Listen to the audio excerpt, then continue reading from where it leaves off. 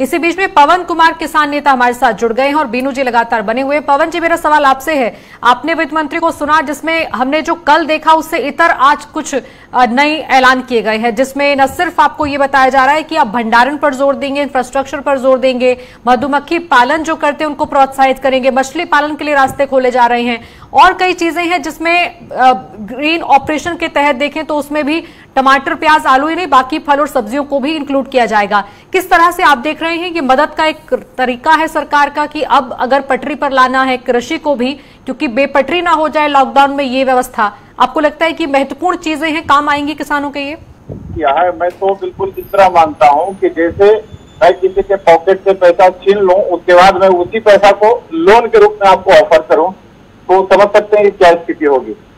सबसे बड़ी बात है कि यहाँ से आप जो भी घोषणाएं कर रहे हैं वो किसानों तक पहुंचने का जो प्रोसेस है वो प्रोसेस कहीं न कहीं सही नहीं है। आप सीधे डायरेक्ट उनको लोन नहीं दें, डायरेक्ट आप उनको सीधे सीधी मदद करें ताकि वो उठ खड़े हों। आज के कहने पे पूरा किसान, पूरा देश का किसान लॉकडाउन का पालन किया, घर के अंदर बिल्कुल अपने सब काम धंधा छोड़ के बिल्कुल अनुशासन वे में वो इसको पालन किया है। लेकिन आर्थिक तंगी तो उनको आई गई है।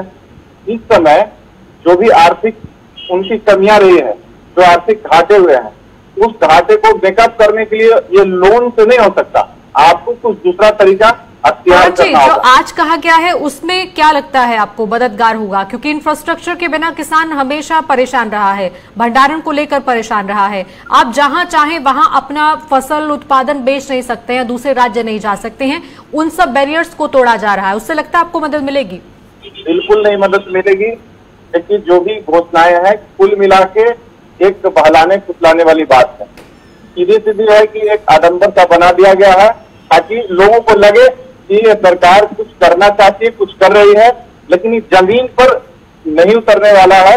जो स्थिति है जिस प्रकार से ये इम्प्लीमेंट कर रहे हैं, इसमें कुछ न कुछ बदलाव की, सुधार की जरूरत है। पवन जी, क्लोजिंग कमेंट आपसे चाहिए कि आप क्या उम्मीद कर रहे थे जो आपको नहीं मिला, और जो आज मिला है उसमें आपको कहाँ कमी नजर आती है? इससे पहले तो कोई बात ही नहीं हुई कि कोई कानून बनेगा निश्चित आय को लेकर, कानून बनेगा कि आप किस तरीके से अपने आप को और ज्यादा स्टेब्लिश कर सकते हैं। किसान अब उस दायरे में आएगा जहां उसके बारे में सोचा जाएगा।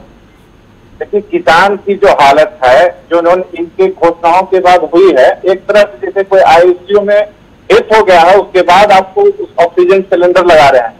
जिस समय लॉकडाउन हुआ था उस समय खेतों में बिल्कुल खड़ी फसल थी और वो पक के धीरे धीरे झड़ने लगी। काफी जगह ऐसी सूचनाएं आई कि पक के फसल खेतों में झड़ गई। जब खेतों में जितना फसल होना चाहिए था, जब नुकसान हो गया, थोड़ा बहुत बचा, जब स्थिति बिगड़ गई, हंगामा होने लगा, तब आपकी नींद खुली। उसके बाद आप ये सब घोषणा करेंगे तो ये बताइए कि किस तरह से किसान रिकवर करेगा? पवन जी, उसका जवाब बीनू जी ने दिया कि पहले से कुछ योजनाएं ऐसी हैं जो किसानों की मदद कर रही हैं। फसल बीमा योजना भी उसी का हिस्सा है, लेकिन हाँ, किसानों तक पहुंच बनी ऐसी योजनाओं की बहुत जरूरी है। आप दोनों मेहमानों का बहुत बहुत शुक्रिया हमारे साथ विचार करने के लिए इस मुद्दे पर।